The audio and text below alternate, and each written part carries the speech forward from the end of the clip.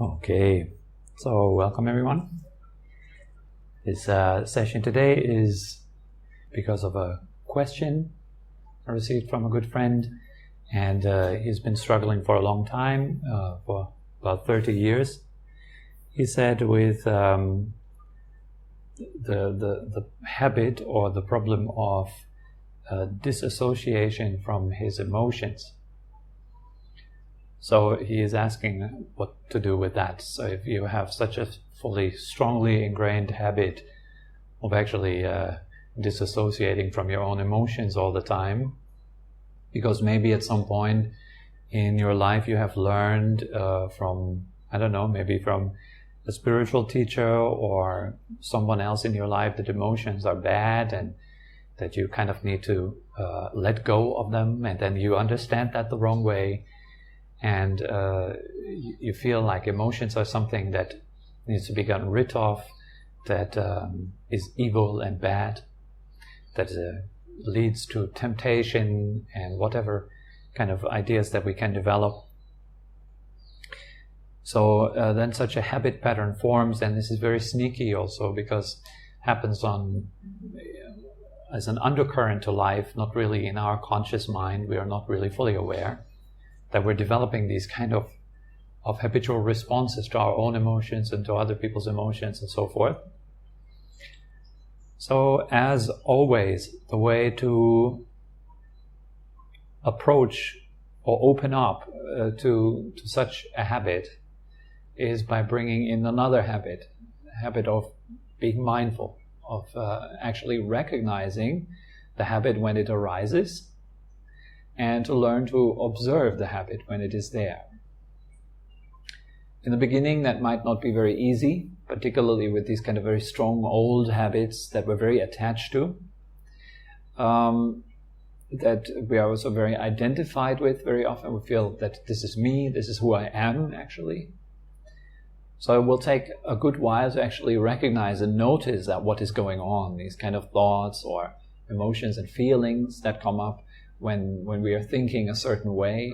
How do we actually respond to a certain emotions? It might not be every emotion that we are trying to disassociate from. Might be just a few emotions. Maybe you kind of have learned that it is bad to feel happy. There are some people, and it's kind of surprisingly a lot of people who have learned that happiness in some way is connected to sin, or it is connected to some sort of, once you're too happy, for example, I have that pattern in my own conditioned mind, would be that pattern that when I'm feeling very happy, that I somehow expect that out of that happiness there will be some consequence, like something bad will happen, because right now I'm just too happy, so later there will be some sort of balancing sort of punishment. So I'm not really allowing myself to be joyful or to be happy. So that would be such a pattern. And surprisingly, a lot of people seem to feel guilty about themselves, shameful about themselves. So the result is that, for example, we do not allow ourselves to enjoy deeper meditations. It's this kind of shame or guilt pattern is in the way. We don't feel that we deserve actually this kind of profound states of bliss that arise when the mind is completely silent.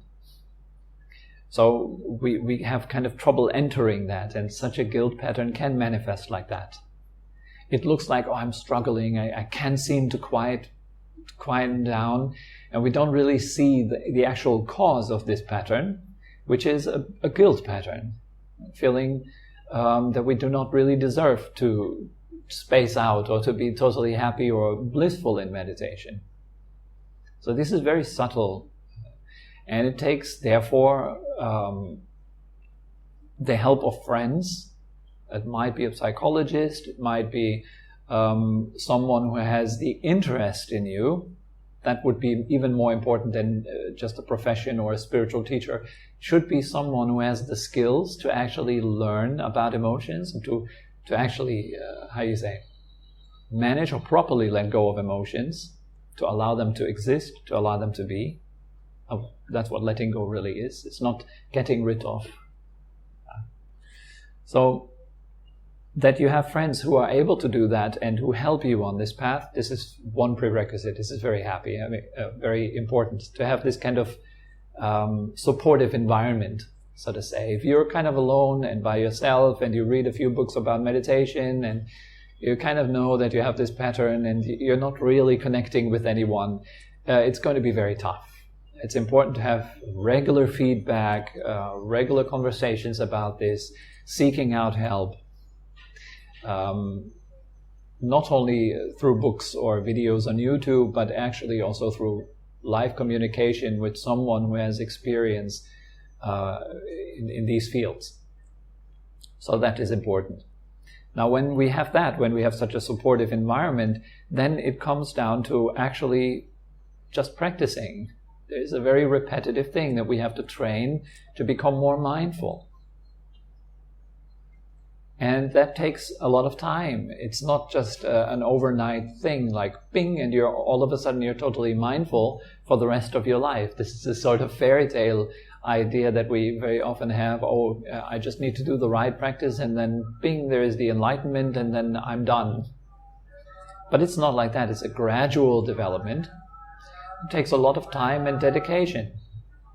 And this kind of dedication, it arises from seeing the benefits of practicing mindfulness and from seeing the disadvantages of ignoring mindfulness, of not cultivating mindfulness. So the benefits are clearly that a person as more mindful is less a victim of their inner world than a person who has more mindfulness. A person who has more mindfulness, they are more aware of what goes on in their heart, in their emotional world, in their thoughts. They see that.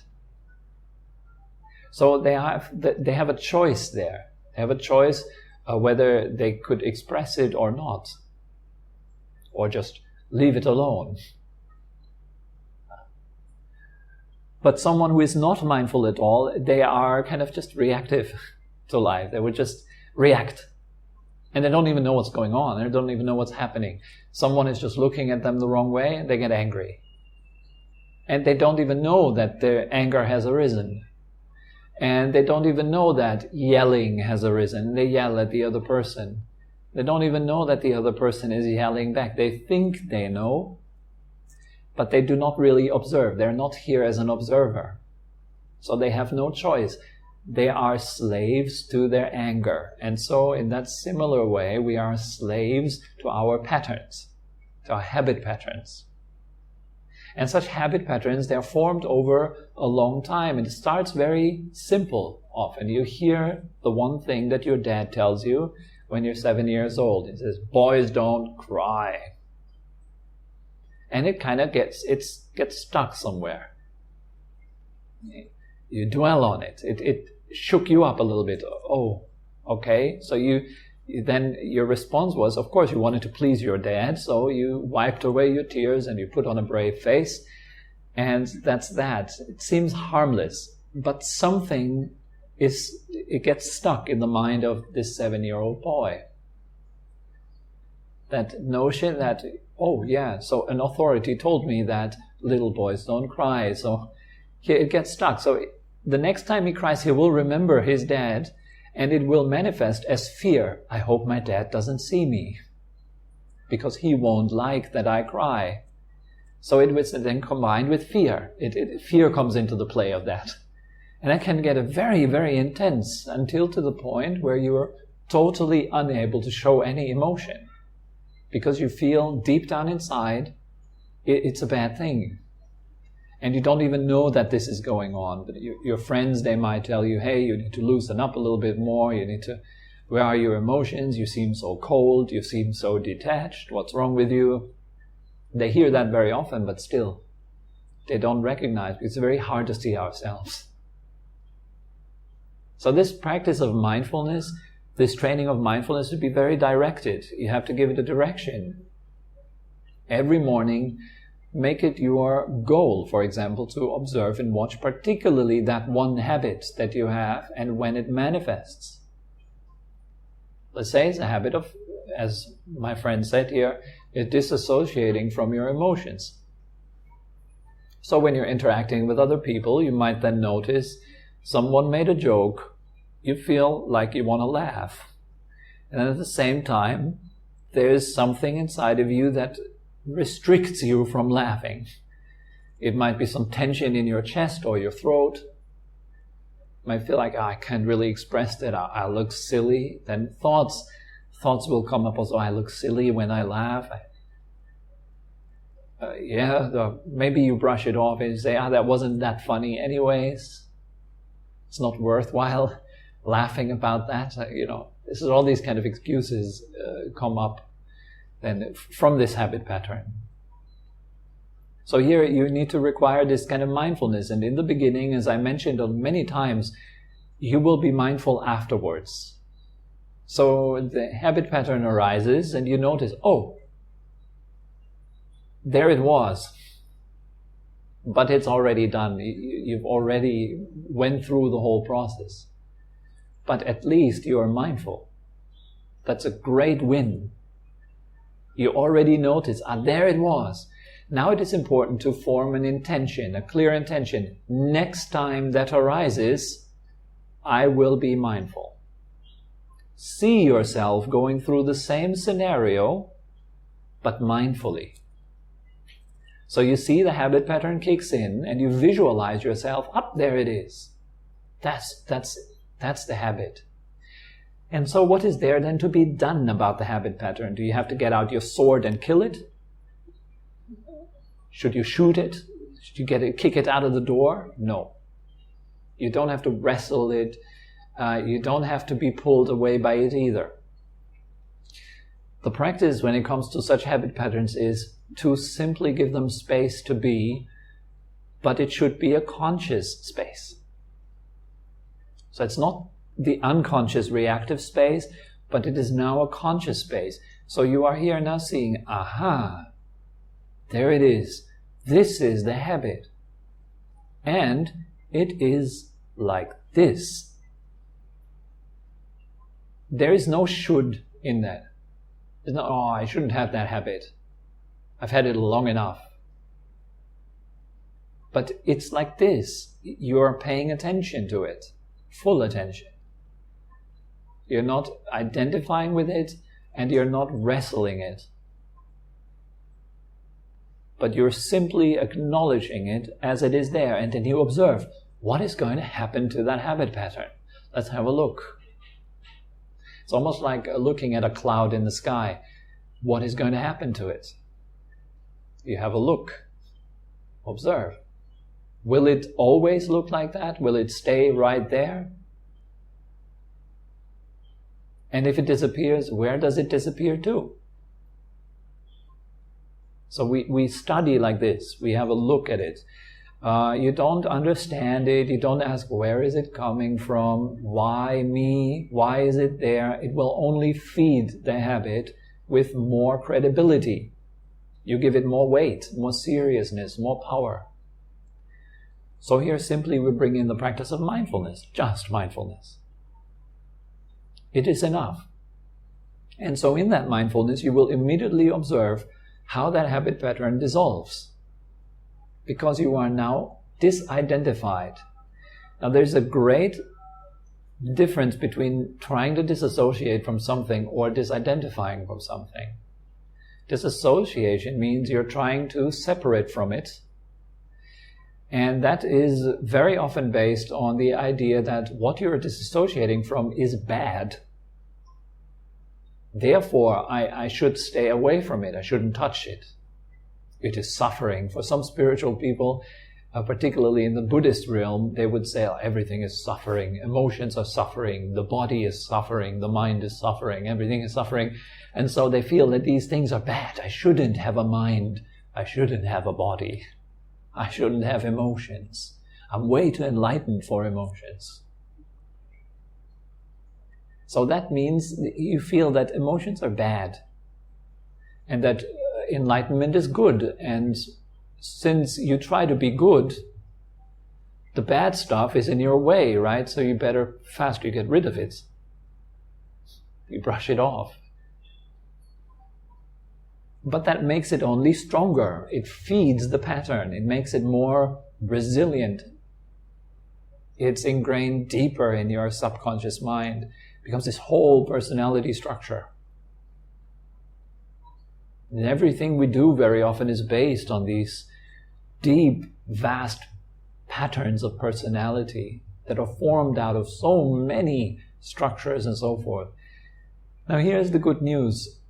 Again, as I said before, there's nothing for you to do once you see. The seeing is the doing. So this is the spiritual practice. You can say it in one sentence, the seeing is the doing. Watch. But if there is the slightest resistance in your watching, it will get stronger. That's your clear indication. If you're not giving it the space it needs, it'll be in your face. It will crash into you. It will bother you. It will annoy you. That's how you can notice, right? Sometimes I tell people, so you have trouble with, let's say, have that many times, anxiety. So people are feeling anxious a lot. So I will tell them, so feel anxious right now. I give you 2 minutes to feel totally anxious. Go ahead. And a funny thing happens. They can't. They try. See their eyes going up and around and thinking, and how can I be anxious? And so the very difference here between just being anxious or trying to be anxious is when you're trying to be anxious, you are giving space to anxiety. You're allowing it. You have no beef with anxiety. You're not fighting it. So anxiety doesn't arise. It's pointless. Many people say it's pointless. We have to wait to another point. I can't do it like a push button, they say. Yeah, but the difference is, in the other moments, simply there is no mindfulness. That's why it works there. It's almost like a dream. It works because you don't know it's a dream. Your anxiety works because you don't know it. Similarly, a habit pattern can sustain itself because of our ignorance. Here it means not stupidity, but it simply means not seeing it, not knowing it. It is in the background, it is hidden, so it can run the show. Like sometimes they say that a president of a country is merely a puppet, but the real strings are pulled. I don't know what they say, banks and corporations and whatnot, and all kinds of evil stuff that is pulling the strings of the presidential puppet. So the people can stay in this kind of... So I don't know about it. I have no clue, right? But so this is what they say. But it is the same with emotions also. The strings of your emotional being can be pulled because you don't really see that there's something that pulls the strings. You're not really watching it. And in the shadows of your unconscious self, all that what is unconscious, what we don't see, there's all these kind of things, they can unfold. And when you dream at night, it all comes out, you know. It's almost like your heart is just trying to get the message to you through depression, through anxiety, through shocking you, through nightmares. It's trying to get it through to you that you need to listen.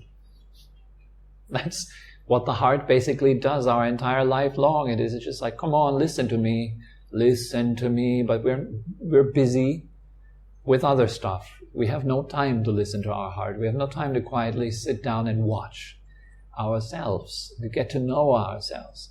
And notice, people are too busy with, superficial things mostly.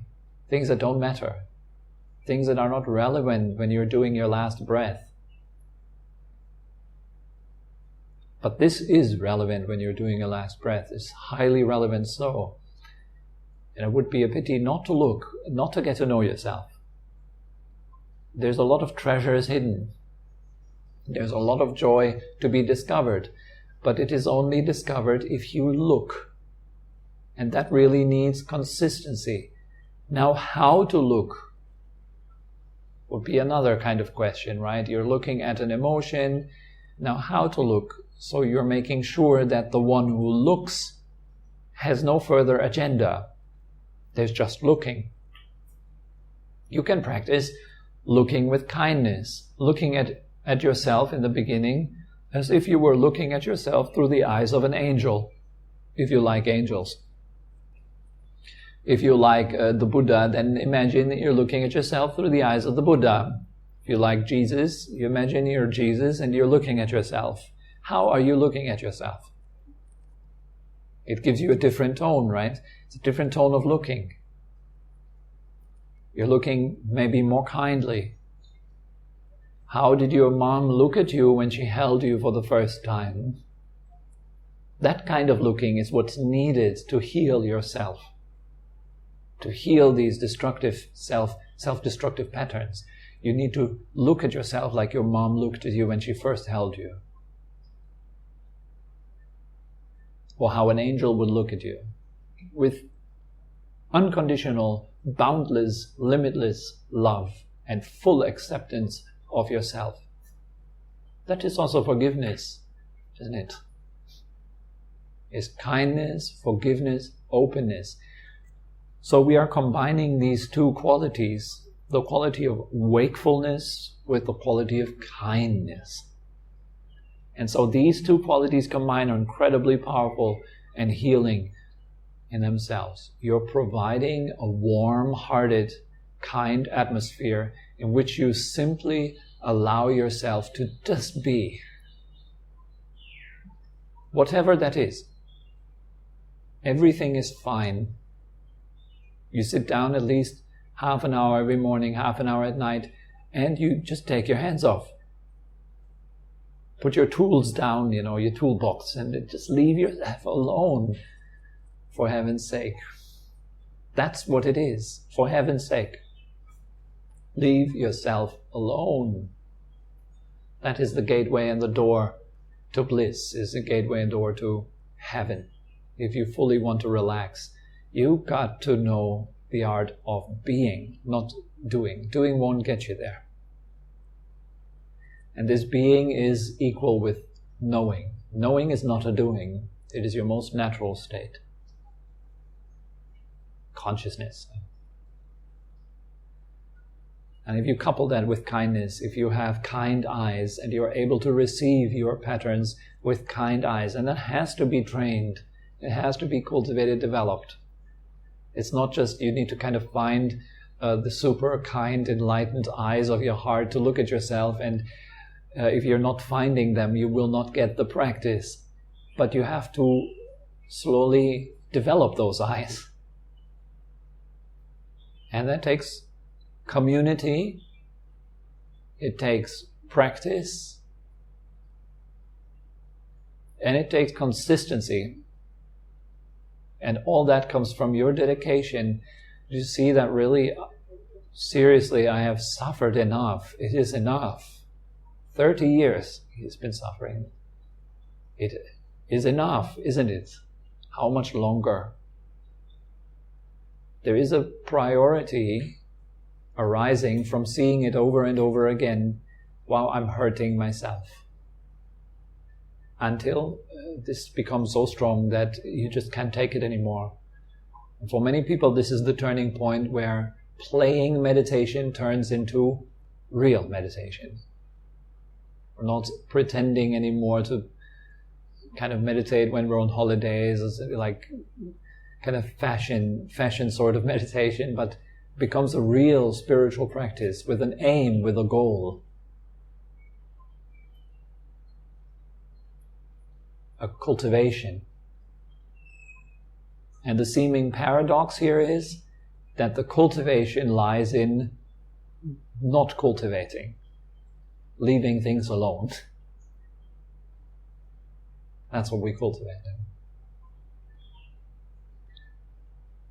Okay, so I think that's good enough for today. Thank you very much.